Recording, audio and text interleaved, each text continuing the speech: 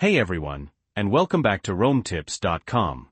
Today, we're going to show you how to easily add an email account to your Mac. First things first, we need to open the Mail app.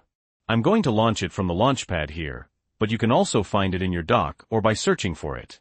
Now, when you open the Mail app for the very first time, you might be prompted to sign into an email provider right away.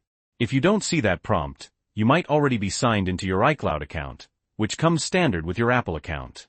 To add a new email account, go to the Mail option in the top left corner of your screen. In the drop-down menu, select Add Account. You'll now see a list of email providers.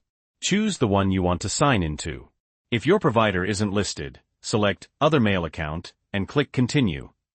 You'll then need to manually enter your email details. But for this example, I'm going to sign into my Gmail account, so I'll select Google and then click Continue. This will redirect you to the Gmail sign-in page.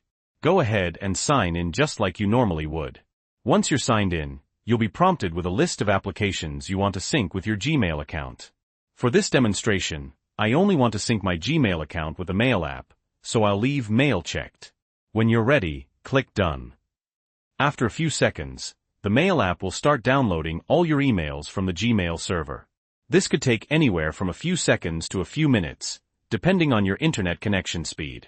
Don't worry, you can continue using your Mac as normal while it downloads. Once your emails have finished downloading, you'll see a new drop-down menu with your email provider, in this case, Google. In that drop-down menu, you'll see a list of all your folders that you've created in Gmail. Select a folder, and you can start using the Mail app just like you normally would. And that's all there is to it.